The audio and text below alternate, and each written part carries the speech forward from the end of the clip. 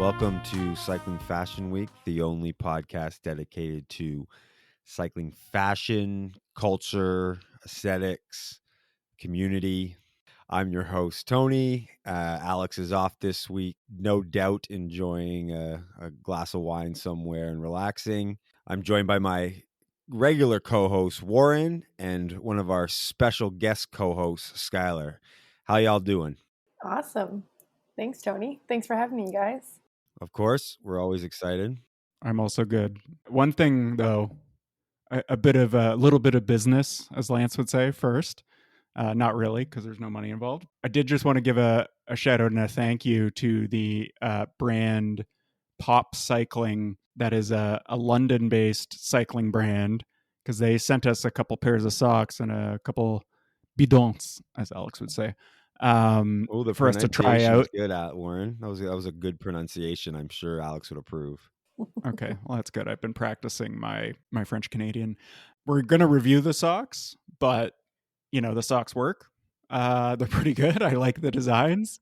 Socks are a tough review though, because I mean, you can have ones that maybe like don't feel super comfortable, or I think in cycling socks, they obviously shouldn't be too thick unless they're specifically winter socks. But in general, I would say, although, our friend from Defeat might say there's a lot to it, and we know there can be some, but in general, I think it's a harder thing to really judge differences. I don't notice as much, but I'm also a normal foot person, as we know. I don't know if the weird feet people of the world have more they fit issue. Me. No. The socks, Pop socks, fit me. I wanted to mention them because they've got a bunch of white socks with just like little tiny design touches on them, which makes the white socks a bit interesting. They also have some black socks and a couple other colors.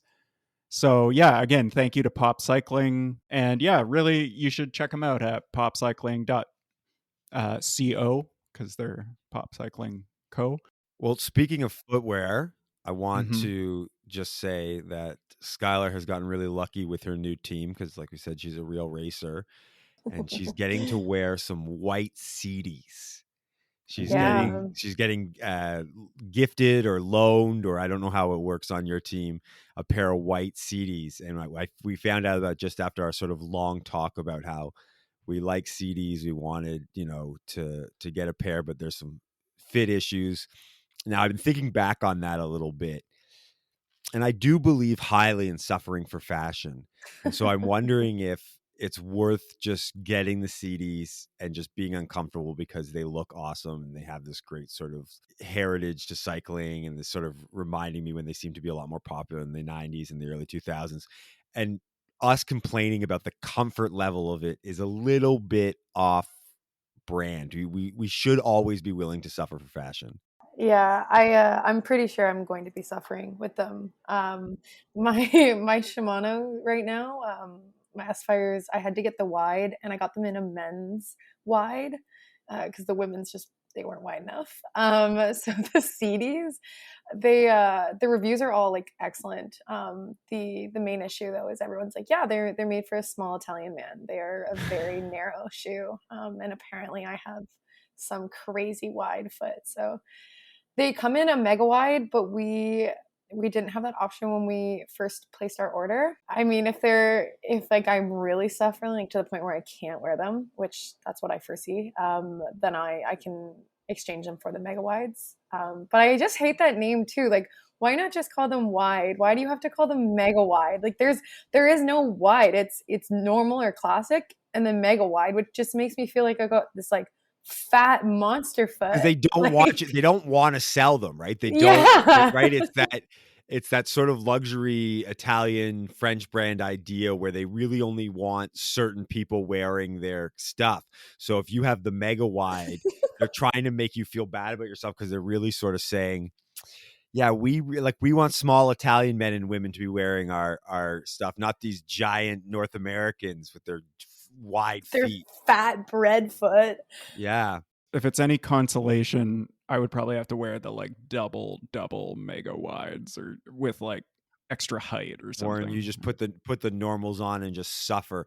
I also want to say though, this is I've seen the I don't think Skyler's received them, but she showed me a pic of the model that she's getting, and it is double boa, but the double boa, if I recall, are directly on sort of the top On of the the foot. tongue.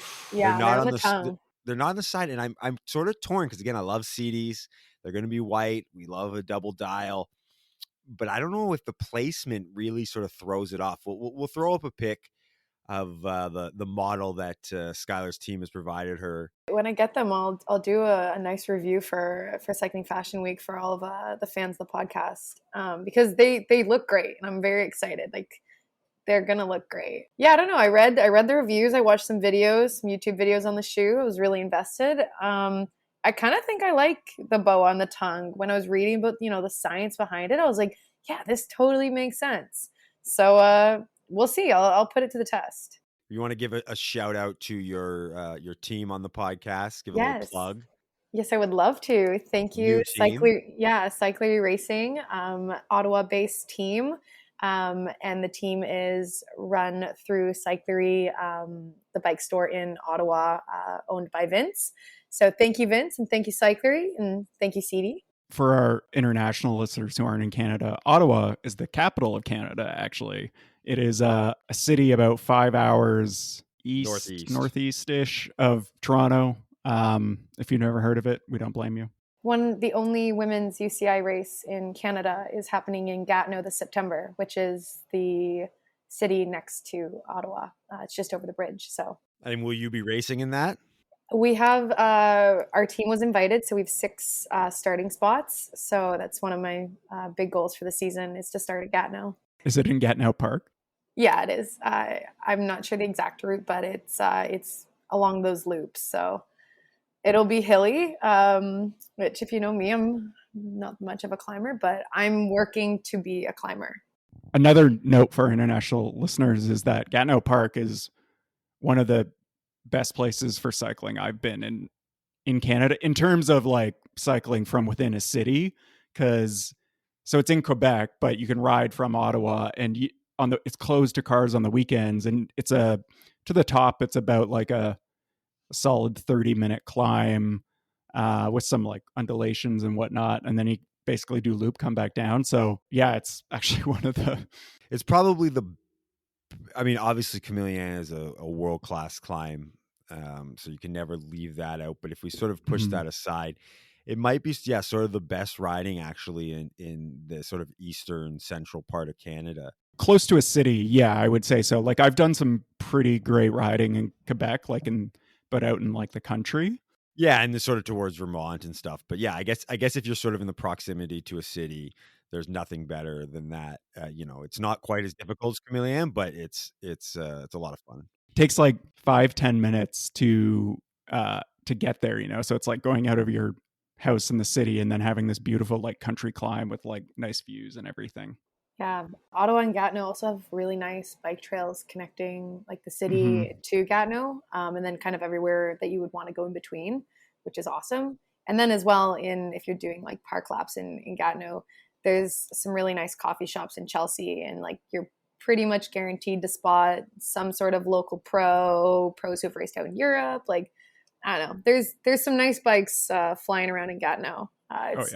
Yeah, everyone looks good. Everyone looks fast. But before we talk too highly of Ottawa, I just want to remind international listeners and maybe even those who haven't been there from Canada that it is one of the coldest places in winter. Like it is like the temperature is even deceiving. Like you'll be in, it's actually closer to Montreal than it is to Toronto. And you might be in Montreal and it'll say, minus 25 in February, and you're going to Ottawa and it's about the same. And you're thinking, well, it'll feel the same. And I don't know what it is, because if it's flatter or the way the canal and the river is and stuff, but it just feels so cold there. Like I've done that a lot where I've visited Montreal, and then when my sister used to live in Ottawa, I've hopped to Ottawa kind of on the way home. And for some reason, Ottawa just felt so much colder. It is cold. Yeah. But anyway, your race won't be in the winter, Skyler. So I'm actually like kind of jealous you're doing a race there. I would almost want to do a road race just to do it in Gatineau Park, but I won't.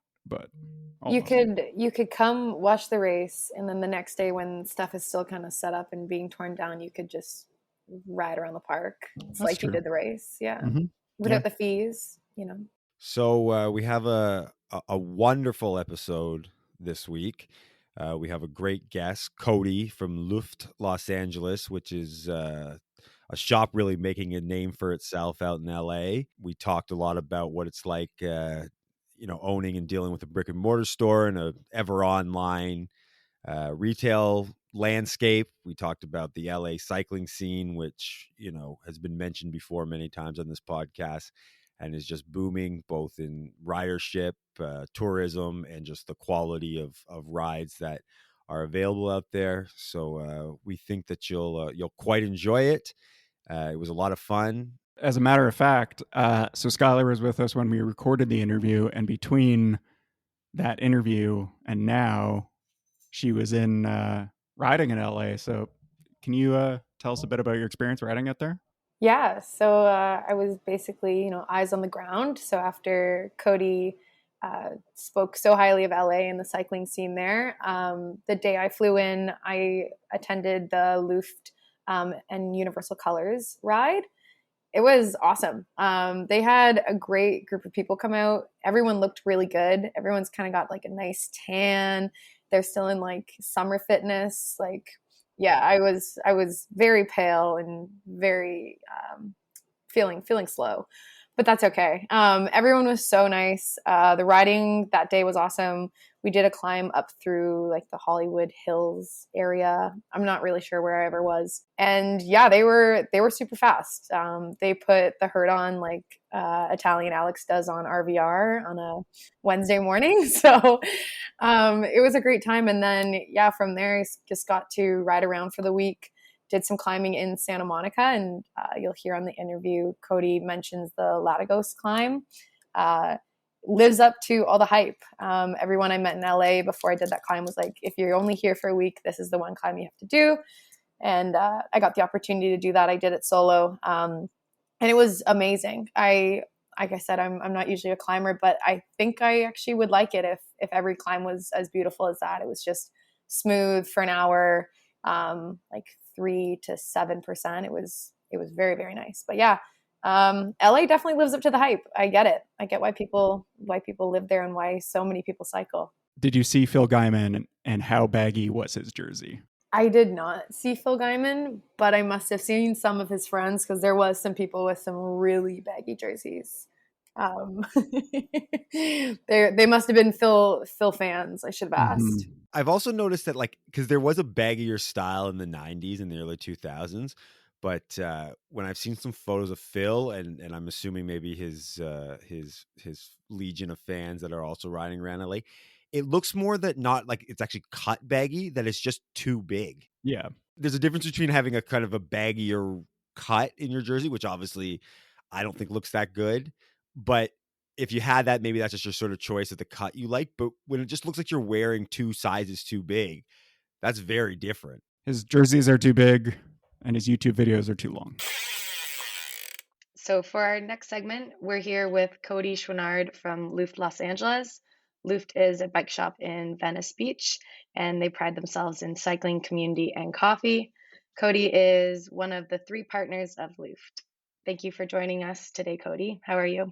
Hey, Skyler. Thanks for having me. I'm doing well, trying to survive the storm brewing that we have here in Los Angeles. It's pretty odd weather we got, so things are good. But yeah, thanks for having me. Excited to talk cycling fashion. I'm not going to make Canadians always have to make the classic comment, but you're saying there's a storm brewing. I mean, maybe it's bad. I don't know what the winds are like, but we've got about a foot of snow coming in Toronto, so we can't be too sympathetic to you right now. I don't know what your storm looks like, but it's not a foot of snow, is it? You know what, though, Tony? I feel sympathetic for him because I'm in the desert right now in Tucson, and we went through a rainstorm for 3 hours today, a freezing rain. And it was it was the worst weather I've ever experienced on a ride, and I live in Canada. So I'm with Cody on this. I wanna preface this interview with I am from Vermont originally, so Okay. I know my fair share of weather. But there is a great meme that goes around November in Los Angeles, and it's always like there's nowhere colder on Earth than 50 degrees in Los Angeles, and I have to say I think it's pretty true. Like it's a combination of nobody's prepared for cold weather out here, and also it's just you're in such a mood of relaxation that it really catches you off guard. So it's not a foot of snow, but it definitely there wasn't too many cyclists on the road today. Let's say Was that. it like 5-10 millimeters of rain you're getting, or what? We have no rain yet. It's supposed to snow at like Okay. we got to do the conversion here, but it's supposed to snow in the Santa Monica's, which is pretty Okay. wild. So Yeah. Yeah. we'll see. All right. Fair enough.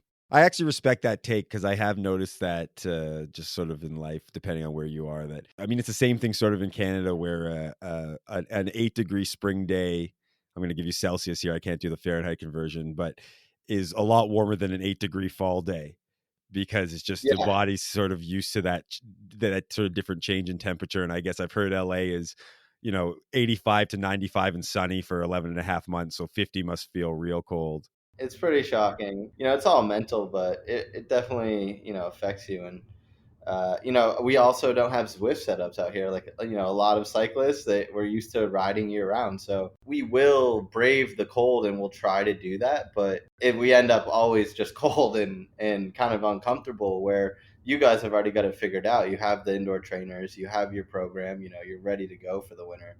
And I assume as a retail shop, you're not stocking a lot of winter bib tights and lobster gloves and stuff. It's probably not a great business proposition for you out there when it's only a few days a year that people would need it. Totally, yeah. I mean, we don't even have long tights, but I think the most I got this year was just leg warmers. We stock one style of glove. We're pretty minimal when it comes to accessories, so we don't go heavy in that stuff. But if people want it, we'll order it, of course. We're not set up for cold weather riding at all. The leg warmers over or under the socks? Ooh, this is a great hot take to start. I'm gonna start with a story. I was fortunate enough a couple years ago when I worked with Rafa to go on a really gnarly ride with Lachlan.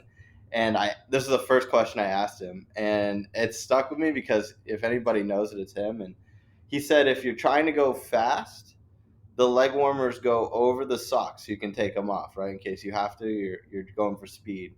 But if you're, it's comfort and you're not worried about winning or anything, they can go under the sock. So I don't think there's a line in the sand on this topic. I think it's more so about what type of ride you're on. I still go over. I go over too. I go over. I'm always trying to go fast. Aesthetically, I'm over, but I mean, listen, Lachlan's someone I think everyone respects in the cycling world, so his take is valid. But as the fashion experts, the global fashion experts that we are, we've unequivocally said over, just from a look perspective. Otherwise, you look like you're Jane Fonda. Well, if you go talk to Justin and Corey Williams, they're always going to go socks over the leg warmers. They're pretty high up there when it comes to fashion.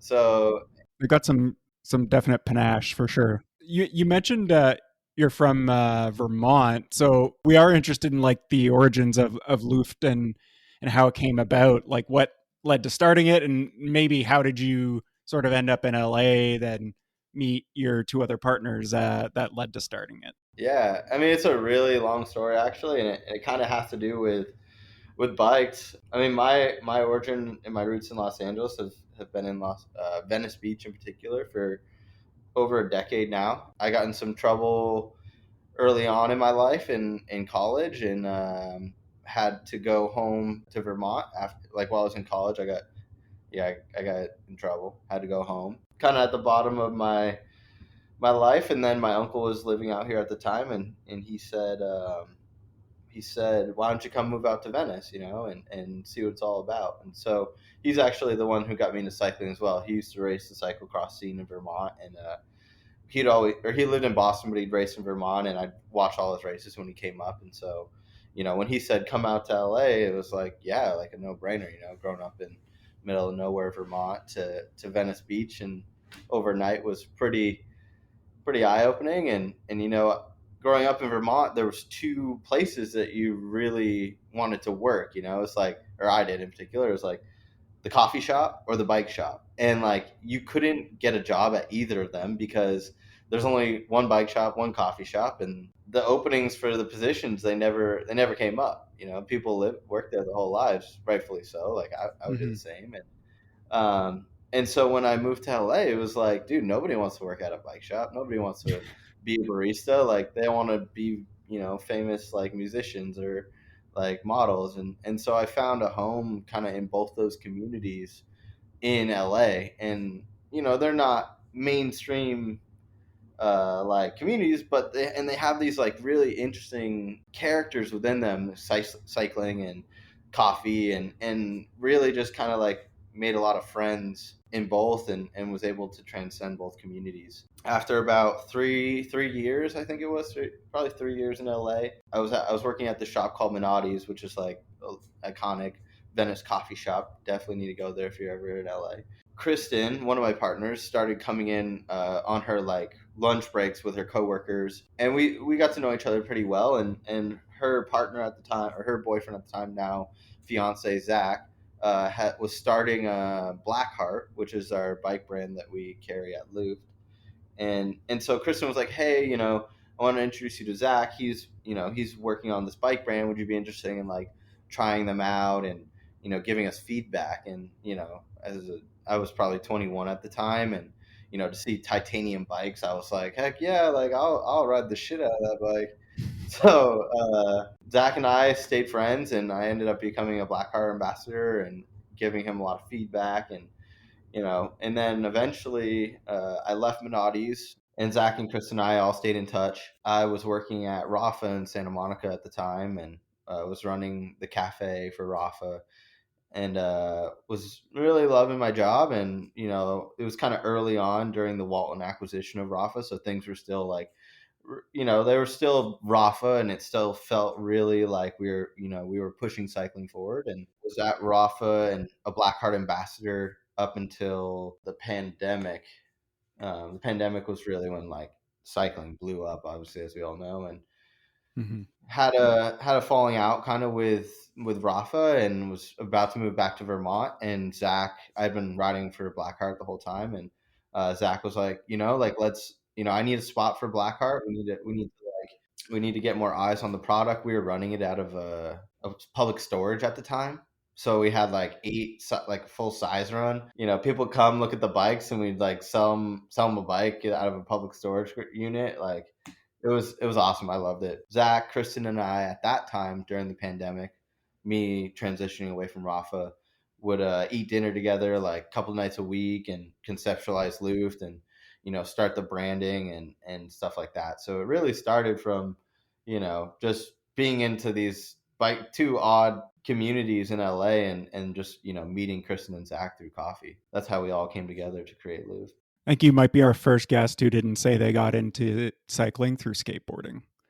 That's like a common theme and in joke for us. Starting a brick and mortar store, like not only during the pandemic, but now kind of running it when a time when online shopping is obviously pretty large.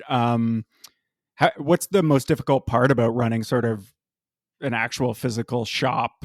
You obviously have an online shop as well, but like, what's the most difficult part of running like a physical shop kind of in this age of direct-to-consumer shopping? Yeah, you know, it's interesting. Like we opened mid-pandemic, so, you know, we had a really engaged audience, you know, because people were riding and stuff. And it really allowed us to grow our community and give people a space to hang out. And I think it also allowed us kind of like a more realistic approach to coming out of that growth period, right? Like all these brands like Specialized, they just like inflated themselves so high, and we're in a good position where we're more conservative in our approach to retail. And, you know, our store is only 500 square feet, so we're super, super small. So we have to be really realistic about what we're ordering. And then obviously we're working with so many different brands that, you know, we have different agreements with each brand. It gets pretty difficult to handle, but ultimately that curation of the space is what you can't get shopping online, you know. And I think like you can go to Essence and you can get all these brands, but you can't touch them, you can't feel them. There's some repercussions to shopping online that you don't have, when you're going into a physical store. But I'd say the biggest issue that we currently have is brands that are allotting so much inventory to Nordstrom's, Backcountry, Essence, like these big online retailers. And then the online retailers don't have the consumer for it. And then they have to blow it out on sale. So, Right. we have that same product and, we have to sell it. So it's tough because we don't have the ad spend to compete with them online. It's tough because if we do sell that, say we order 2 of each jersey and we sell through the 2 mediums and we go to replenish those mediums and they're gone because that product has been allocated to those larger brands. It's really, like us putting, our foot down and saying to the larger brands, like, hey, like, you kind of got to choose, like, are you going to go for the quick buck from Nordstrom's, or are you going to build up your independent bike shops and, allocate inventory? And, it's the bike shop, the industry is not new, and like brick and mortar bike shops are not new. And we're not, when we first started, people like to think, oh, they're doing it differently, but, we're trying to just do it more sustainably. Right. And like, we're trying to offer products that aren't just out of a catalog or a distributor. Right. So Cycling's super interesting that way, is that it's, a lot of the stuff is a really high end premium product. And not that I'm sort of a luxury buyer in general, but I do know some people who do it. And typically for, luxury products, people want to go to a shop, whether it's the experience or, be able to sort of touch the stuff when they're spending that kind of money, right? Like, maps, a pair of map bibs are 350, $400 Canadian. So it's kind of odd people are so sort of willing to just take a stab at it online, right? With the hopes that it fits or that they like it or whatever. But kind of more, you were mentioning about, the Essence and Nordstrom, and we've noticed huge discounts. We've talked about on previous podcasts from these brands, lots of different reasons with supply chains and not checking the growth properly based on the pandemic boom and stuff. So I was really curious, like, how that sort of works from a retailer standpoint when a company goes for discounts it either themselves or allowing another retailer. Like, how, like you were saying, if Essence is discounting a bunch of kit because they need to get rid of their stock, how does that reflect you? Do you have to follow that discount? Can you keep it priced at the same price? Like, what's sort of the judgment of the retailer when it comes to discounting? to go back, I think, to the original comment, like, at the end of the day, cycling kit brands are overproducing. There's no denying it. Like, I love Map, I love Paw Normal, I love, like, Paw's actually, I've seen their recent catalog and I think they're shifting back a little bit, but Map, Rafa, these big brands, their calendars, they're overproducing. And, even if you're a large retailer like Essence, you can't sell, so much product. Like, we have to realize that cycling is still such a niche sport, and so I think these brands are overproducing and they're producing kit too rapidly, that it stresses us out, but it also, like, makes Essence put it on sale eventually, right? So we honor it, like, at the end of the day, I got to get that product out of the door, whether I make a full margin on it or I take the hit. I can't get stuck with it down the line. And that's something that dilutes, what we're trying to do. But at the end of the day, as a businessman, like, or as a business, you have to move that product. It puts us in a tough predicament, but the hope is that you move that product, you get it out in the community, people see more Map, and then eventually they buy more Map. So ideally you have that product gone before they put it on sale. Are you seeing a little bit more? You said Powder Miles maybe dropping back a little bit. Are you starting to see a little more of a holdback from these constant drops and sort of overproduction, or is it still something you as a business are noticing that companies are doing and not sort of like you said, overproducing the product and making it harder to sell? I mean, from a paw standpoint, I'm gonna break the news here. We're carrying paw. I got paw coming in. Paw has 2 catalogs a year, which to me is perfect. I don't know what they were previously, but from what I've seen for the next year is 2 catalogs. With some, like, collabs sprinkled in there. Last year, I'll say Map was 4, maybe 8 catalogs. I can't even remember. It was a lot. And personally, like, I'm not trying to choose sides. I do prefer Map over Pod, just from a performance and just innovation. I think Map is really you can see it with their catalogs. They're trying to innovate, and they're expanding their lines. And I think they're innovating, but at the same time, they're producing so much product, and for a small retailer, it's just hard to keep up with. I mean, recently with PA and with MAP and everything else, we're seeing a lot of neutral colors and earth tones. Do you think that the trend, like this trend, is on its way out, or do you have any indication of what you think the next trend in cycling kit will be? Honestly, like I'm pretty lame. Like I'm wearing all black right now. I like the earth tones. I like the neutral colors. I think it's great. Honestly, I know the high vis. Like people love the high vis, and I think that there's room for that. As far as like where the trend's going, I see a lot of people doing like I don't know if you guys saw the attacker stuff that dropped this morning. Yeah. I think that cafe. There's those brands that are kind of like doing the weird, funky stuff. I think that's just like gonna keep getting regurgitated, and you'll have these kind of like these staple colors, but you'll have those flares and those like eccentric kits sprinkled in as like little accents to collections. I think that's like it'll stay. I think what works is different than what's going to be next, right? Like I think like people will always push that like that new pattern, that new like concept, that new thing, but like what actually works is just like the simple stuff, and like that's why every kit brand has like the logo with the single color collection, because that's what sells, right? So yeah, and I think that's great. I think that, like we've talked about this a lot before, that's what most new cyclists need to sort of build up their wardrobe with, and then go for the little more sort of eccentric styles kind of once they've built that out, and sort of add it to their wardrobe. But I guess I figured also maybe LA's a showy place. I've only been to the airport a few times. I haven't been to the city, but I mean it's a one of the most famous cities in the world. So I kind of figured maybe the style there, people wouldn't want to blend in. They'd all want to stand out, and maybe they'd be a good place to look to see if the eccentric styles, the colorful styles were getting bigger. What I see, at least cycling in LA going, is like cargo bibs and like a vintage tee. Like honestly, like that. It's just like running, you look at like runners, they got like the crop tops, or like the Satisfy's got like the moth print, like I think that like from a comfort and just from like a individuality standpoint, like that vintage tee, or like finding like that cool t-shirt to wear with a cargo bib, just gives you that individual style that nobody else can have. And for the summer, that's definitely the vibe out here. Like people aren't wearing jerseys. Is that still for road riding, or is that mostly for kind of gravel people? Road too, man. Like you got like if you can rock cargo bibs on the road, like that's tight. I'm into the crop top, I gotta say.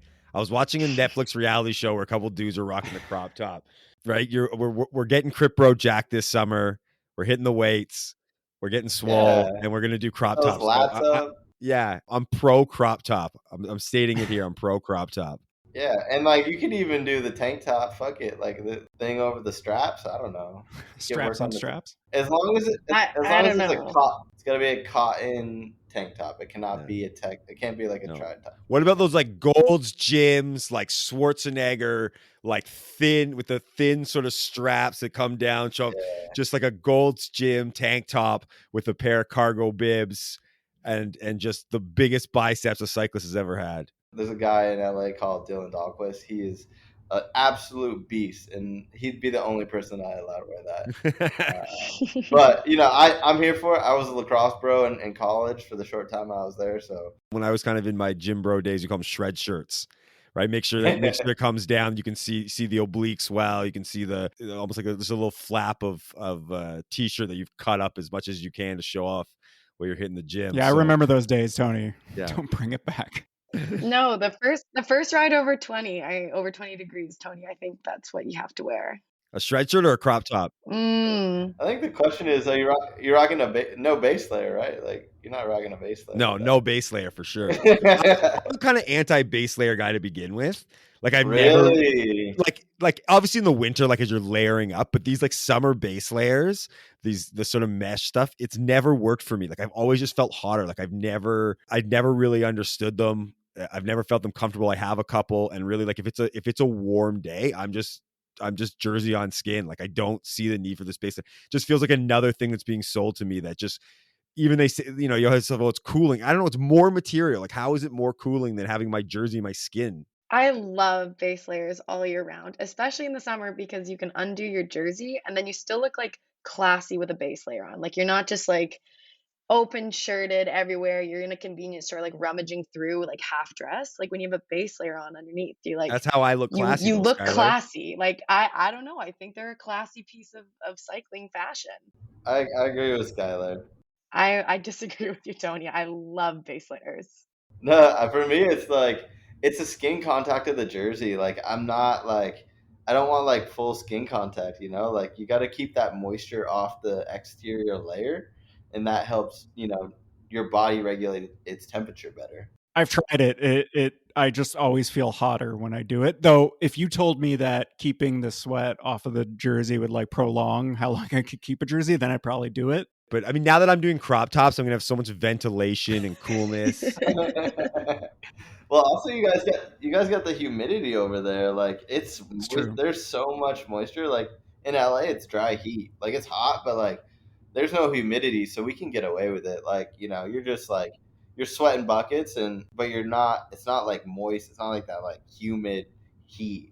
So it's interesting you say that's sort of the trend, and the reason for that is over the past about year and a half we've been doing this podcast, we sometimes have gotten some comments on our Instagram criticizing us for not talking about a wider array of brands. And I bring it up specifically with you because they said that, and they said the LA scene is just like, we've got Allele, we've got Endo Customs, they named off all these different brands that we've maybe only talked about in passing because we've talked about a lot of the bigger brands and interviewed a number of them, but we have a wider awareness that our show hasn't maybe covered. But anyway, this person said like they described the LA cycling scene and the kit scene as like, it didn't sound like everybody was out there wearing earth tones, but the way you say it is maybe that people are sort of like still on those trend, or is it kind of a range? Obviously, like Luft, like I have a certain scope of cyclists, right? Like I'm out there. I see tons of cyclists. But from what I gather, the tastemakers in the area are still primarily using bigger brands with earth tones. That being said, like the person's not wrong. Like LA has so many local kit manufacturers and brands. LEL is down in San Diego. They're kind of like more like triathlon-y, but they also make they make some really high end like crit kit.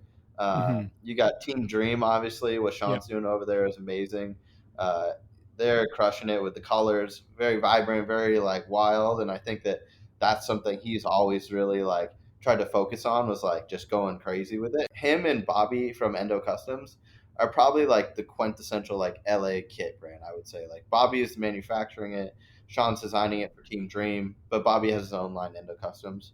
Yeah. They're like when it comes to LA kit, like it's Team Dream, and Bobby is right there with him. And we can't talk about Endo Customs without talking about Alonzo Tall. Alonzo's the guy that I looked up to, when I was a young fixed gear rider. Like Alonzo was doing more track bike, and just the way he goes about branding and marketing and just creative is next level in the cycling industry. And so, anything Alonzo touches, I'm a huge fan of. Alonzo's definitely he's an Instagram follow we have. I've been following for a long time. So if he listens to this, we'd love to have him on for an interview.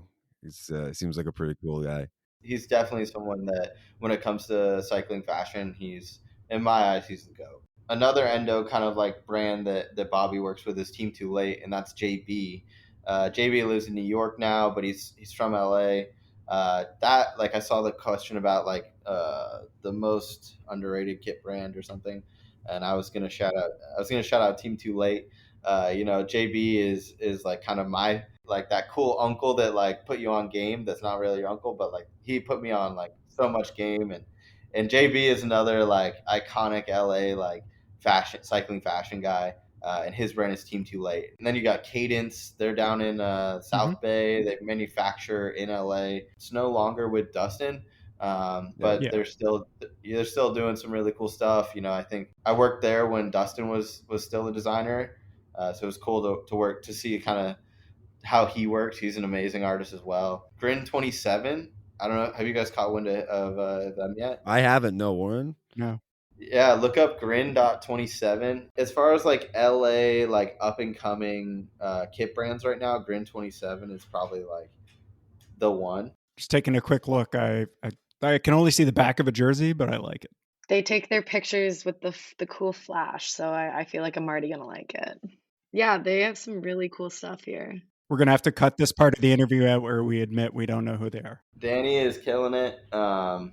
He's got a lot of the young like rippers wearing it, and from the LA like cycling community, a lot of people are pushing for him. So that's kind of one of the reasons we want to get you on. I mean, LA is obviously known as a car culture city, but just everyone we've spoken to, we interviewed the Kid Addict and Alex Ostroy quite a little while ago, and they were both in LA at the time we were interviewing them, and just everyone we've spoken to, and the Williams brothers have done a huge thing for cycling in LA. Just from everything we've heard, despite the hashtag LA sucks for cycling, LA is just incredible for cycling. The climbs, the different sort of routes, and then the culture. We've had some friends be on the Luft group rides, the group rides there, the coffee shops.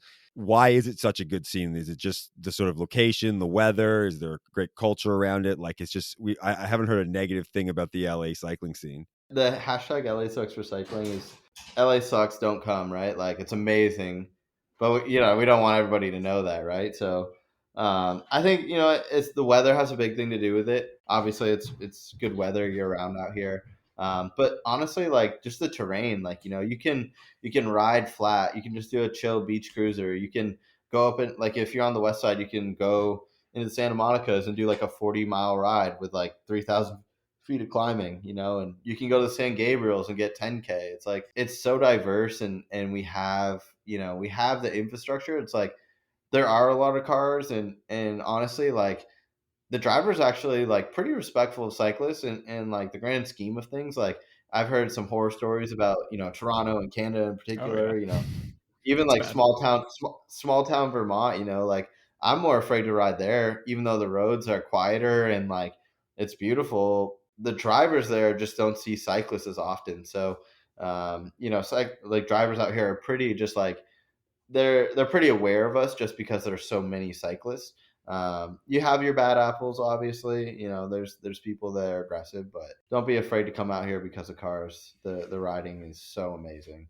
Well, Skyler will be there in a couple days. What is the number one ride, in your opinion, that she has to do? In LA, like there's so many number one rides, right? So the first question usually is like, where are you staying? I'm staying in Redondo Beach, but I'm not. I can ride to a ride. Close to you, you're gonna have to hit Palos Verdes. There's like there's some switchbacks down there that's beautiful. If like I had a top 10 rides in LA list, it probably wouldn't be on it, but due to where you are, like I'd say that's a must do. Latigo Canyon is definitely like the one in the Santa Monica Mountains. From where you're staying, you'll probably get like a century and 100 miles. If you're on the east side, you got Griffith Park, like it's kind of the local like loop. Baldy's over there. That's you can do GMR to Baldy. That's a Tour of California stage. Mount Wilson is amazing. So it really like depends on where you go and how big of a ride you're looking for. So when I kind of put it out that I was coming to LA, a lot of people recommended your shop, which was really cool. I don't know if you know the guys at Blacksmith, but they were like, you have to go to Luft. But the other thing that they directed me towards was your guys' website for the routes listed on there.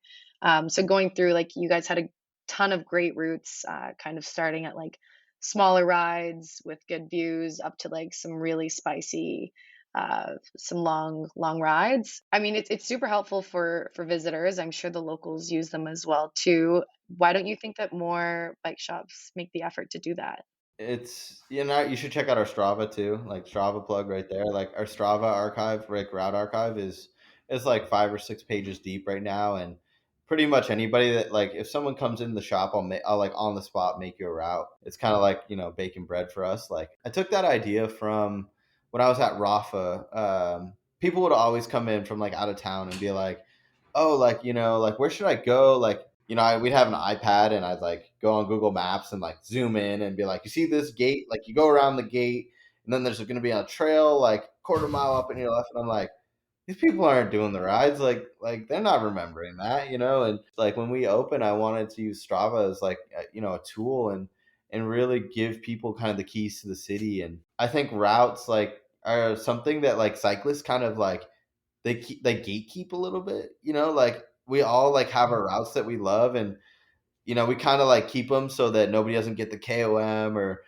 somebody like, for me, it's like they don't take the same photos I'm taking. Like that's like kind of big for me, and so like I wanted to like not gatekeep them, and I wanted to like really give people the keys to the city. So it's always been a part of our website, and it's something that like if you come in the shop, like I will make you a route on the spot so you have a great ride. There's no immediate like value in that to bike shops, and I think that that's like bike shops haven't figured out a way to monetize that, right? And like they don't see the value in it. They're always like, come on our shop ride, or do like the stuff that we're doing. They're never like empowering like individuals to like do their own thing. And I've always had like a crush on Strava. Like I've always like wanted to get to like know somebody at Strava, or be like in with the people at Strava. And this is kind of like me like trying to figure out a way to be like Strava's bike shop, And Seems like such an easy thing to do. Like when I saw that on your website, I was like, why don't more shops do this? Like, so in like a tourist heavy city like LA, like Toronto's a bit different. You're not getting that same like flux of tourists, especially probably to ride, right?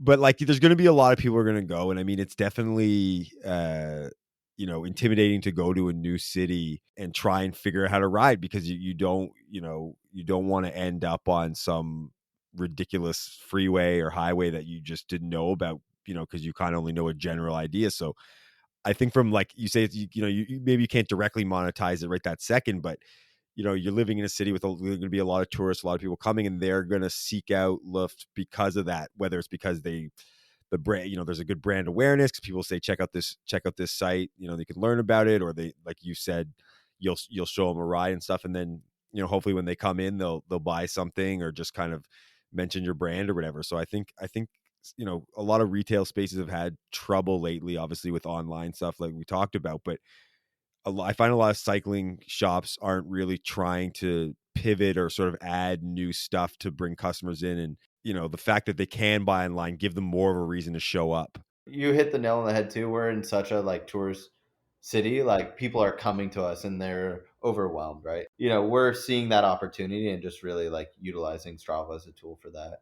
You guys definitely worked for me, because I have all my rides coming back to the place I'm staying, stop at Luft. So brand awareness, it worked on me. I'm your ideal consumer, I guess.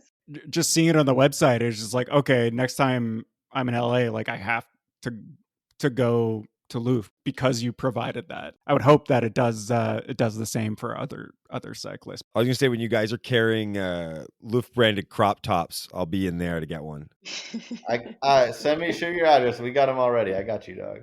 The other thing I noticed too when I was looking into your shop and trying to figure out where to ride next week, you guys have the Universal Colors ride going on Sunday now, which I'm really excited to join. But I noticed like recently you also had a map ride, and you've had some other like big community kind of events. So do you want to just kind of tell us about a bit more about that, and how you choose who to partner with, and how that works? Oh man, events are such a beast. I want to go back to kind of like the route thing real quick though. One opportunity that we realized as a shop, being in a tourist destination, and we're actually, Kristen's from Toronto, Zach's from New Hampshire, I'm from Vermont. We're all kind of transplants, but we realized that there's a time of year when people come from Toronto, Montreal, New York, Boston, and just like waves of people just coming out to ride. So the routes thing was also like us realizing like, hey, people come out here, they need that.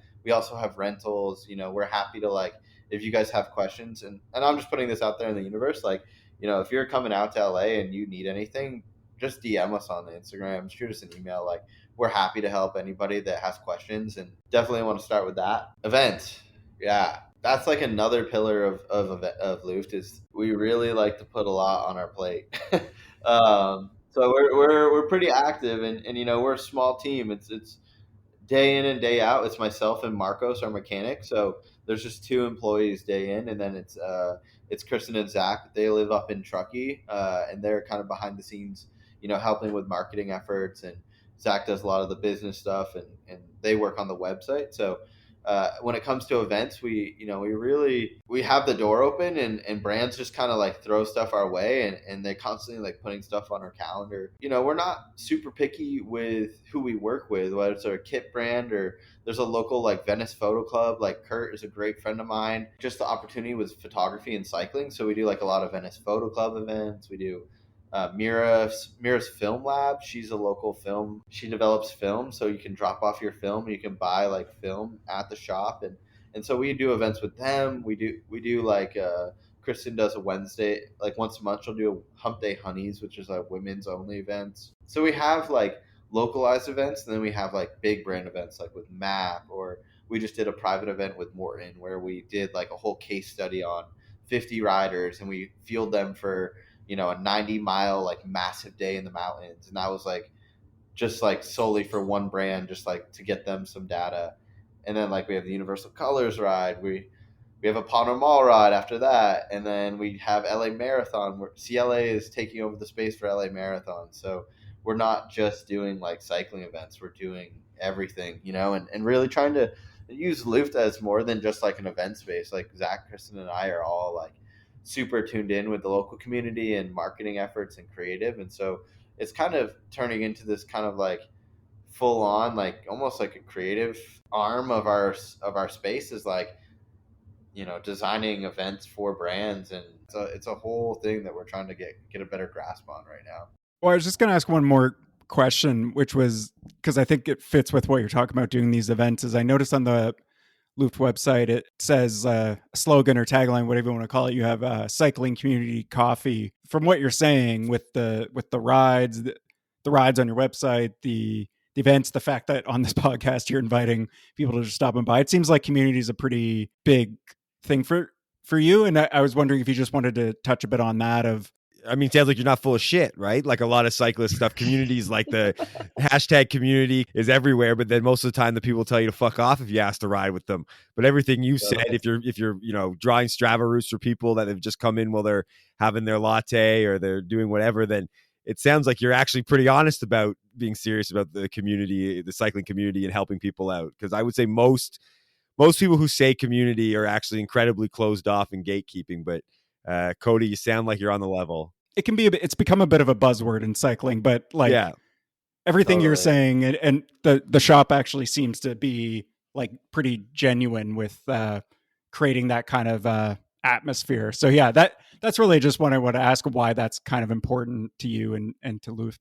At the end of the day, like cycling is not this major thing, right? Like it's not like coffee in the sense where like people just consume it like crazy, right? So we really can't break each other down. Like we have to build each other up.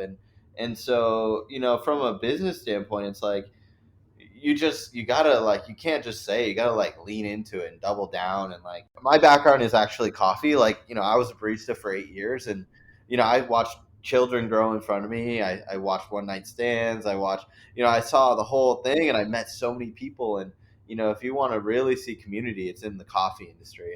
And I, when we opened the shop, I really took that kind of like same approach to the bike shop as you would to a coffee shop. Maybe we focus a little too much on community. Like maybe that's our crux at the end of the day, is like we want to do too much for the community.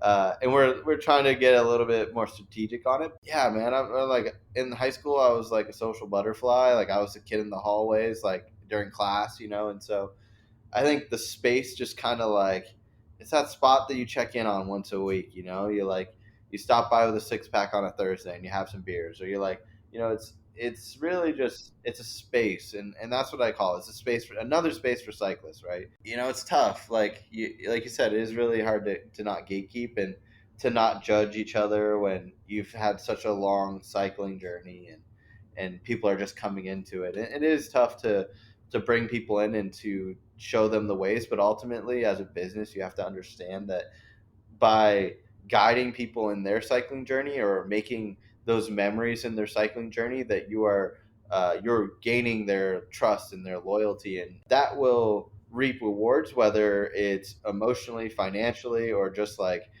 just another friend. And this is like a great segue into like, Kristen and Zach. And when we really came together to create this space, we recognized the issues of revolving around like spaces, safe spaces for women and equal spaces for women. And I think that, we really pride ourselves on having, for every men's product, we have a women's product. And if there's a brand that doesn't produce women's kit, then we don't bring them in until they produce a women's line. And we really have tried to put our foot down and say we're going to be like a spot that has product for both men and women. And so it's not just a bro fest.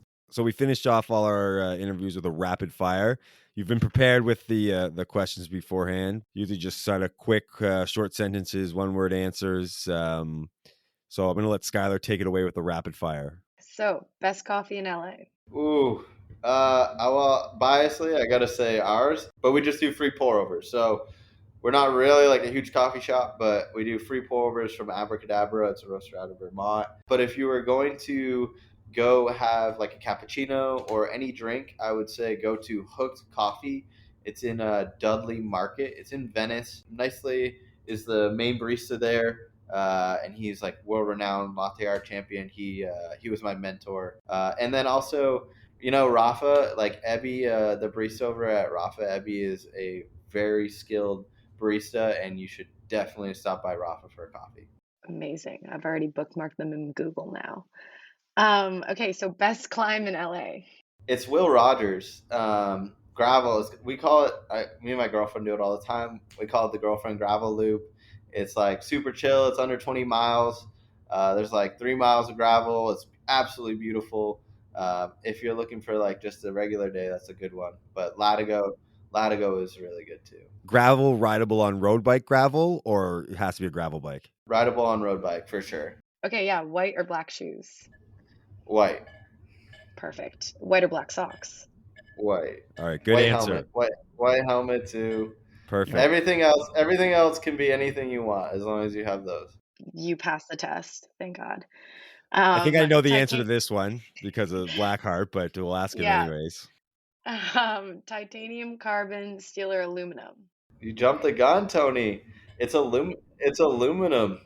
Shocking. I know. So we have a tie. We started with tie. Absolutely love tie bikes. I think that from a consumer standpoint, they're the most practical, right? Super durable. They don't rust. They don't go out of style. Like it's actually like the best like investment you can make in a bike. But we came out with an aluminum version, and I just built one up, and I am sold on aluminum right now. I know that's a hot take, but if you have good aluminum, I think it's better than steel. Obviously, it's more durable than carbon. It's lighter and more nimble than aluminum. I think like the aluminum, like I know Canyon does a great aluminum, but I think like these bigger brands are doing kind of mid to entry level aluminum. If you find like a high end aluminum bike, like I highly suggest it. And Warren rides a low from Andrew Lowe out of San Francisco. Yeah, I think you can see in his background, and he loves it. I love it. I was on a CAD 10 for like 5 years, and I liked it so much. I basically just wanted a more expensive aluminum bike, but this is like custom geometry. But yeah, no, I agree with you. I love my aluminum bike. I think price point wise too, they're great. So if anybody's looking for a new bike, definitely check out the aluminum BlackHeart frames. That's a shameless plug right there. They look good too. They're very nice bikes. Awesome. Yeah. They're when Zach and I were like thinking of branding, I was sick of the big S works, Treks. Like I think Treks are fucking disgusting. BMCs, like, so we wanted something that was very subtle, didn't have a lot of branding, and almost like the less branding makes you look closer, right? That's our theory. So we made the logo small, like it's black on black. Like you really got to look at it, and the discerning customer will be interested in it. So that was our theory behind that. Most underrated kit brand at the moment. If there's any other that you didn't already. Yeah, you've touched on this a little earlier, but you can reiterate your earlier point. Honestly, like the most underrated kit brand, it's weird to say this, but I think Velocio, man. Like, ooh. I think Velocio. Interesting. I think the product is really good. I think they get slept on a little bit, but I have some kit from them that I really liked, and from a big brand, I think Velocio is slept on a lot, and I think the SRAM acquisition, I think they have a good like future ahead of them. I don't know the look of them, but I know Warren's got some stuff. I've got a winter jacket from them, and I was wearing it just this last weekend on a pretty cool day. And actually, the biggest positive I'll say about it, I like it a lot, but it doesn't retain heat too much. That's like, as a like somebody who rides in pretty cold weather more often than I'd like the biggest challenge is finding like a winter jacket that doesn't just turn into a sauna, and it doesn't. And also the cut is good, the materials are good, and I'd agree with you. I've definitely been intrigued by them with the two things I have. I mean, I'm not in love with them, but I think they're definitely like, I think there's a seat at the table. Is there such thing as too many people on a group ride? I've seen some photos of the Luft group rides, and sometimes they look huge. Yeah, from my standpoint, like the bigger the ride, the more anxiety I have. I get scared every time. I would say yeah, there are, but that doesn't mean that everybody shouldn't come to a group ride. So join every group ride, but there's instances where there's too many people on the road. So. And speaking of group rides, who is the most famous person to come to a Luft group ride? We had Matt Stevens, the GCN. Nice. Yeah, he's a friend of the podcast. We had Will.i.am on one of our rides when we first opened. Yeah, Will.i.am. What kind of bike does he ride? It was just like an e-bike. So our good friend Ron Holden, he's a BlackHeart ambassador. He started a ride called Ride for Black Lives. It's like honestly in LA, like during like it's kind of he just had a baby, so he's a busy man right now. But a couple of years ago, that was like the group. Like every Monday night, everybody would get together and ride in downtown LA. And he's a really good person to talk to about community and building something with purpose. But yeah, Will.i.am came out for that. For the ride we hosted out of the shop. We had Jonah Hill come in the other day. That was pretty wild. He didn't ride with us, but he stopped by the shop and bought a Theragun, so that was pretty cool. We had Jan Ulrich come in on a ride once. Oh man, that's legendary. That'd be my most starstruck to see Jan Ulrich. I mean, Jonah Hill, I'm like, damn, dude. I wish I had just given him a bike. Be like, dude, just take. So I don't know if you've listened to the show before, but we have what we call Into the Canal, which is where we throw something from the cycling world, cycling fashion world, cycling culture into Montreal's Lachine Canal. So you can throw something in the canal. We also have the opposite of it, which we call a Camillien. Do you have a canal? Do you have a Camillien? Do you have both? Whatever you like. It's the platform's yours. Oh man, the canal. I'm gonna do. I think this is a topic of something that I'd like to throw into the canal is talking on group rides, right? Or like just like etiquette, right? Like cycling etiquette and how you approach someone on a climb, how you like interact with them. Because personally, like I have like this. I'm dealing with lung issues right now. I have an inhaler. I don't know what it is, but I can't talk. Like I physically cannot talk to anybody while I'm riding my bike. Like I just have to focus on my breathing. Sometimes people come up and they're like trying to talk, and I'm like, dude, I'm not trying to be a dick right now, but I literally cannot talk. So I like to don't expect everybody to talk to you on a group ride, and like you don't feel that urge to talk. Like you can listen to your music, you don't have to talk. And I think we need to as a community guy, like I should be like, hey guys, like how's it going? Like but really like I kind of use cycling to like go within, and when you approach somebody on a climb, don't stop and have a conversation. As a big guy, certainly on a climb, I do not want you talking to me. It's not something I once you're in the Clydesdale category of the Paris Ancaster racing weight category that I am. You don't want to be in a hard climb and some little climbers just chatting next to you as you're grinding away. Listen, I'm not against it and I respect it. Problem is, I'm a very sensitive person, and so I used to go on group rides, and when someone wouldn't talk to me, whether it was their shy, like I'm also very outgoing, but like I'm sensitive, so they'd be shy and they wouldn't talk to me, and then I would think there was something wrong with me. So I would get offended. I'd be like, oh, these people don't like me. I shouldn't go on this group ride. These people don't like me. Hopefully now I can kind of like come down for myself and realize maybe they just don't want to talk. I'm with you, Cody. I'm a fairly like shy person. So like if I end up on a group ride beside a person I don't know, like I'm not going to talk to them. Let's normalize not talking. Like it's also a safety thing. Like, hey, like we're doing an aerobic sport here. Like I'm trying to breathe. That's true. That's true. Do you have a Camillien for us? Camillien is, make bike racing great again, man. I hate to use that like that, but like let's bring back the sport of cycling. Like I think that we need to celebrate like Zwift's doing with the Tour de Femme. Like, I think that's great. Like, we need to like, there needs to be that peak performance in cycling, and I think like we should all be watching bike racing. Like, we should all like push for more like road racing. Like in LA, it's crits, and like if you could road race in the city of LA, it would be the coolest thing ever, you know. And so like bring back road racing, and I think like as someone that's still a Cat 5 that doesn't road race, that just appreciates the beauty in it, like bring that back. Like that's what I'm here for. A proper road race in LA, like where they could shut down some streets. I don't know the logistics. I know how crazy that city is, but like it's that kind of like bringing F1 to Las Vegas that they've done. Like it would just be such a huge boon for the sport of cycling, because it's the United States.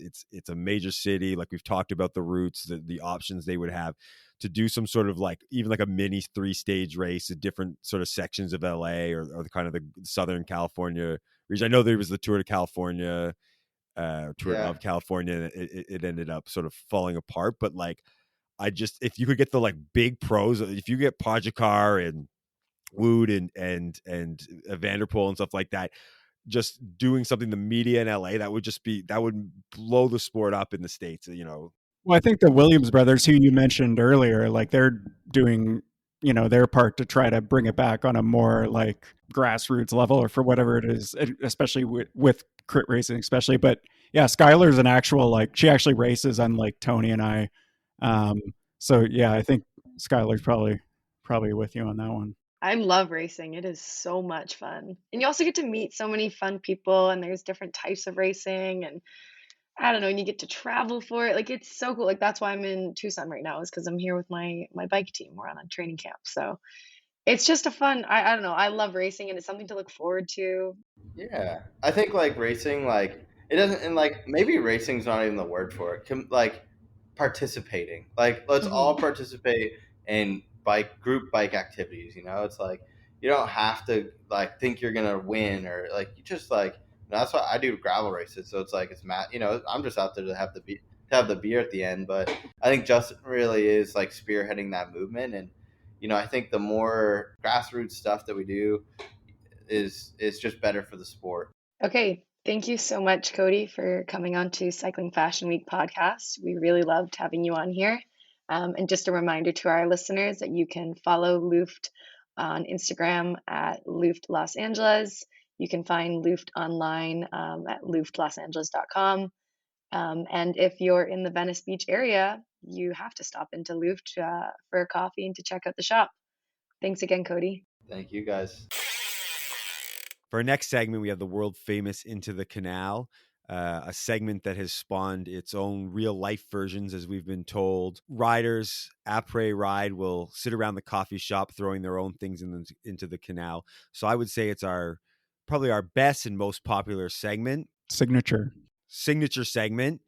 I actually just want to give a shout out to our good friend Luke, who actually came up with the term Into the Canal about 15 years ago. So I always sort of felt remiss to mention that we actually did not come up with the term. It was our friend Luke, and now it's gone international, and it's a really important term in the lexicon of cycling. It only took us a year and a half to acknowledge him for it, but well, it's because Alex is always hosting, and then I don't know, he doesn't remember, and then kind of once you like get into the canal, I don't want to jump back. So, in my spiel about how important the canal is to cycling now, I thought I could throw that in there. I also just want to remind listeners, we haven't started reading or putting them on, but we're collecting listener submitted Into the Canals and Camilliens if you want. I think the canals can be a bit more fun. But if you want to send us a DM, send us an email. Voice notes would be cool. We can play those, on the podcast. But also, if it's just a text thing, we can read it out. You know what, Tony? I know you said we're not going to do it, but we could just do it right now. All right, Warren, you're right. Why can't we do it right now? Let's throw out our first listener submitted Into the Canal. Just quickly scrolling through our Instagram DMs, because we have gotten a number of submissions. And as Tony said, we will get to them week by week. Just like we'll get to the bikes you submit us to rate. Hey, what do you want for free? Yeah, pick one. The show's free. We'll do these other things for free when we want. We rate the bike for free. We read your canals for free. Let's not get too aggro about our listeners. We appreciate your canals. No, we love the listeners. But yeah, it's free, so you get what you pay for. Anyway, this one comes to someone by the handle of Delayed Wave. I'm not sure it's so much a actual submission rather than replying to an Instagram story, but I'm going to read it anyway. And it was a reaction to a story we'd posted about riding the trainer and whether or not you should follow the fashion rules on the trainer. And Delayed Wave, who does not have their real name on Instagram, which is fine, they say, trainer is hard canal. Wear whatever you want because you ain't going nowhere and it doesn't matter. Also, you don't have to measure your outside distance time. If you ride year round, it's enough to say, I went outside. Constantly tracking your analytics and giving them to third-party trackers is bunk as fuck. It's superficial ego points for corporations. Ripping is ripping. Period. Forever. Period. He sounds rad. And I mean, obviously I agree. Well, the trainer thing, I don't know. I mean, I don't know where he lives. You got to hop on the trainer and like doesn't live in Canada. Today was kind of nice, but there's been a few pretty cold days and I'm not bundling up for that. And I still want some fitness. But in terms of the tracking everything, we all know my great journey of committing to no Strava, no computer last year. And I sort of agree. I agree with him there. Now I have put the computer mount back on the Marinoni. I might sort of bring it back out. I think I'm going to be anti Strava. It might be more just to put it on the Wahoo app to sort of just check my own stuff. But I'm with him on that. You don't need to track everything. You don't need to show everything. Yeah, I agree with his Canal. And I mean, I think obviously I agreed with it, last year when I came up with the idea. I mean, I agree with it in theory.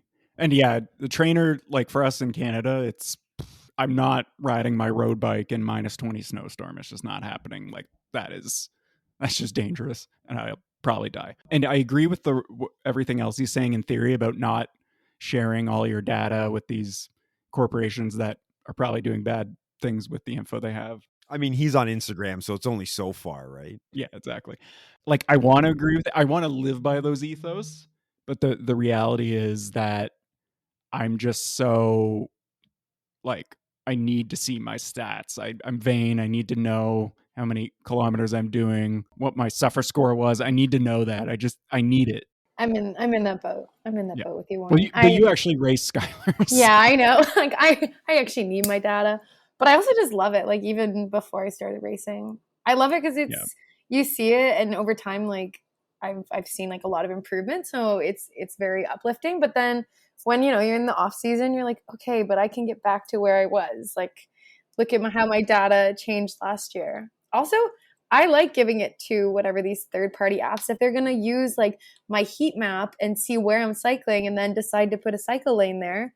Awesome. True. Take my data. I'll ride my bike everywhere and track it on Strava.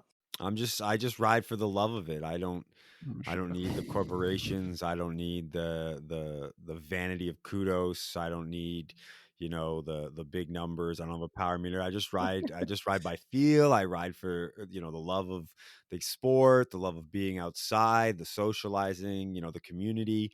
That's why I ride. The show is born out of vanity. Yeah. But vanity for looking good, not for the whole concept is looking good matters more than how many kilometers you ride, which is true. I care more about that than I do about my Strava data, but I still. That's why you're getting a normal width Sidi shoe. Okay, exactly. Maybe Sidi I'll send us some and we can try them out, because I'm not spending my own money on it because I just know it won't fit. So I think I'm going to go first on the Canal because it's a bit of a segue, you could say, from what the listener submitted Canal. And mine is, I guess, it's not no tracking, but I'm throwing too many photos on your cycling trip into the Canal. Now, I like a few photos, especially from friends, right? I want to see what you're up to. Let's see what the sort of beautiful places you've gone to we're stuck in the cold. But I don't need to open up your Instagram story and see dots. I don't need every element, right? I want one or two, you're gone for 2 weeks. I want maybe a story a day, either one or two posts, or maybe a sort of a photo dump at the end of the trip. I like to see some of the, really nice climb. Maybe you had a great dinner or something like that. I don't need to see like 1,000 dots where you've posted every single thing that you've done. It's too much. I'm not throwing the idea of posting in your social media on your trip in the canal, because I actually kind of like seeing it. Sometimes it sort of motivates me or makes you think, that's a place that looks like a nice place I'd like to visit or like to ride in. But some people, it overwhelms you, and that's when you end up getting muted, right? That's when I see the dots come up. That's an automatic mute, and then I forget to unmute when the trip's done. So now your Instagram is gone to me. I notice it on Strava too. People will like post a picture of their head mount, but like if you just click their activity, you can already see the activity. Like they don't need to also post a picture of their head mount. And I think that kind of falls under too many pictures, because once they're posting that picture, they're posting everything else as well. They're trying to force you to read or to see their normalized power. Yeah. Yeah, because you don't have to click on it. I also want to say, like, I'm not against all pictures, but also make like pictures like a little bit unique throughout your sort of riding experience. So maybe there's a climb, maybe there's a descent, maybe there's something. But like I've seen sort of thing where it like they're essentially taking the same photo, probably in different parts of the ride. The group, the sort of terrain, the thing are all the same, and then they're sort of posting it. So it's like they've taken a picture at 15K, a picture at 30K, a picture at 40K. And at that point of the ride, the parkour is all the same. The people they're with is obviously all the same. They're on a group ride. And then they're just kind of being redundant, like kind of similar to what Skyler's saying with the whole point of Strava is to give me your metrics. You don't need to post your head and unit metrics. So if you're going to do the photos, give me one that's each in a kind of a unique spot. Maybe it's a different person you're taking the photo of. Maybe it's a different, part of the route. So it's just something kind of more iconic. I don't really, especially in Toronto where most of the photos are just some, garbage at the airport. I don't really need to see you take a bunch of photos of you in the group ride just on like a flat nothing road somewhere just because it's warmer. Like I need, like I want to see sort of the beauty of the place you've gone, just because, I would say most of our friends, well, not most, but a good chunk have gone to Europe for their cycling trips. A good chunk have also gone out west in the States. But those are some really nice places. And I want to, if I'm going to spend my time flipping through your story, I want to see something that, is a little bit special. Warren, what you got? It actually, it relates to something Cody said when we talked to him. It's not specific to Cody, but I've noticed this like widespread sea change in how people are referring to the brand Panormal Studios in acronym form. And I'm not throwing the brand in the canal at all. We talk about this brand enough, but what I'm going to throw in the canal is the widespread erasure of PNS, which seems to be going on social media, both with like brand ambassadors and people just talking about the brand in general. Like we all know the story. Like that's the acronym for the brand, Panorama Studios, PNS. And if you say it out loud, it sounds like penis. And, there's lots of jokes been made over that over the years. And then they shifted to PAS, I don't know when, pretty recently. And everyone's just like going along with it. And if you work for the brand, I get it. Totally makes sense. Like you realize you made a mistake and you're trying to move away from that. But for like people to just casually mention it in conversation sometimes, like and just call it PAS or PA or whatever. No, it's PNS always to me. So I am canaling the penis erasure that is happening in the cycling world. I mostly see it on Instagram, but yeah, that's what I'm canaling. It will always be penis to me. Didn't they use PA for the kind of, I forget what they call the line, but the sort of specifically Carl Olsen Maybe design Is that the line. TK? Is that the TKO? Yeah, the TKO. line? Sorry, that's it. The TKO. Yeah. It's completely slipping my mind. The TKO line. Now I don't know if they sort of like extended that beyond that, or if they're still going to kind of use the PNS for branding, but now have sort of instructed ambassadors and people to sort of just refer to it as PA, because it has been more often referred to that when not talking about the TKO line, just talking about the brand in general. I agree. I mean, I feel like I always just call it Panormal instead of PNS. I don't know, like maybe I talk too fast, and every time I say it, I have to giggle to myself. I think they probably also thought of that. They knew like it's they were doing like the Drake effect, right? Where like Drake gets memed constantly, and stuff, but it's funny, and you can say he's corny and stuff, but it just sort of like builds up his fame.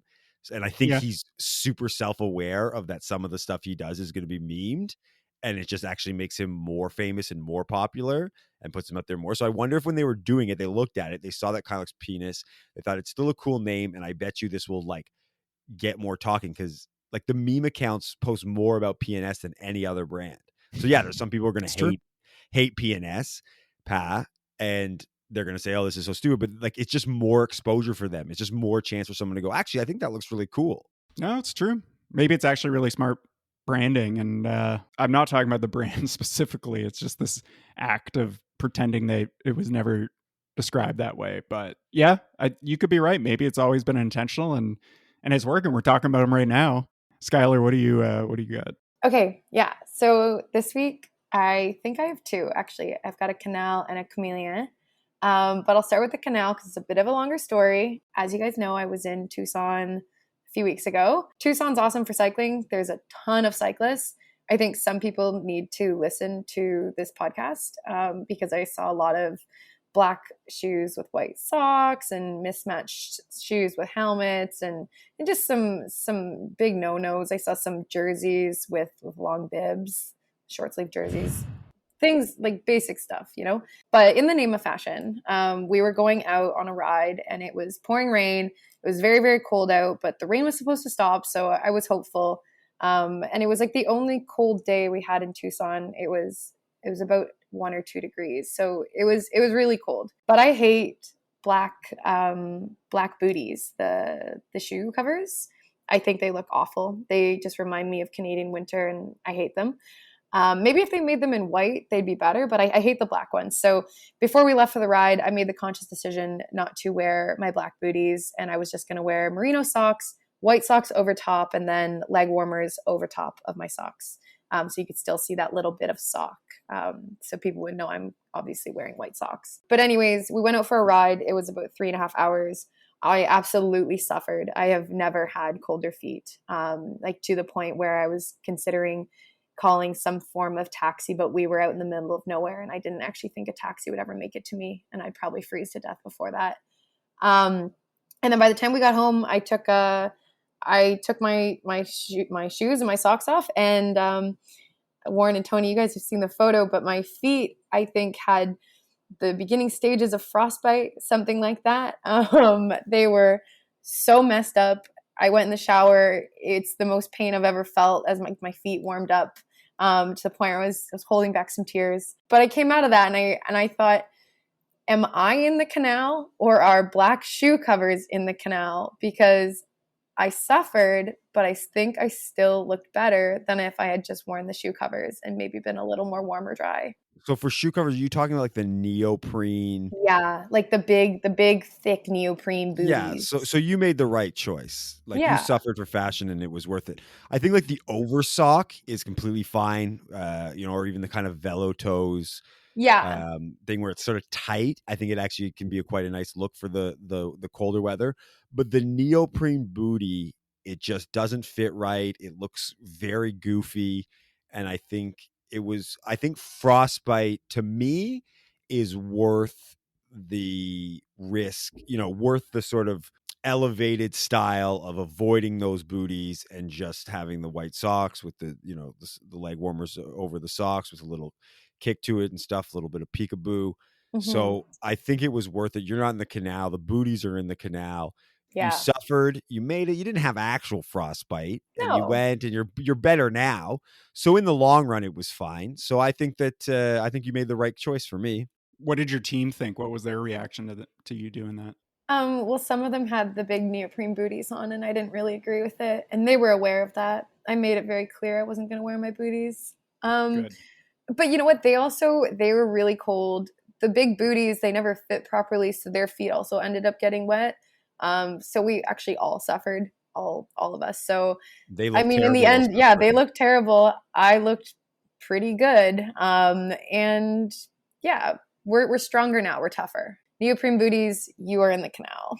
All right, here's for your Camillien. Yeah, and then my Camillien, it's short. It was just something exciting. So our team is sponsored by Castelli, and the awesome thing about Castelli is they have their women's bibs are shorter, and I love them. But before Castelli, I used to always wear MAP, but the MAP bibs are pretty long, like they come just above the knee. But MAP actually just released a new line, and they have women specific shorter bibs with a 5 centimeters shorter inseam. I have to check that measurement. But anyways, they came out with short bibs, and I think that is awesome. That's a Camillien. I love when cycling brands have little feminine touches like that instead of just plastering your jersey in rainbows and flowers and making it neon. So Camillien to MAP's new bib shorts that came out.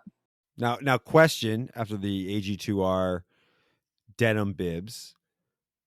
How short could the denim bibs go? Like, could you what? Like with the I mean, the denim bibs is Daisy Dukes, like right up. Is that just Is that that? Is that too short? I think if you're gonna do it, go for it. Like if you're gonna have denim bibs, and then really make them like a true denim short, like a Daisy Duke. So I'm for as short as they can go. Maybe even like a little fray on the edge, have a little pocket kind of poking out the bottom. I like that. And if they get ripped, if you crash in a race, doesn't even matter. Denim shorts look great when they've got some rips in them. Yeah, it just adds to the style. Mm-hmm. I never thought that people were, I guess because I have such long legs, I've appreciated this sort of trend to very, much longer bibs.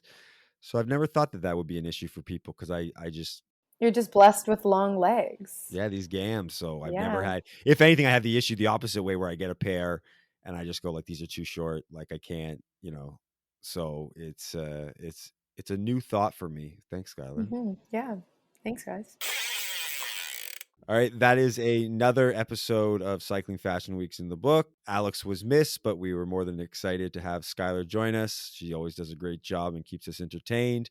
We want to thank Cody from Luft Los Angeles. If you're in LA and the Venice Beach area, stop by for a coffee and a route consultation.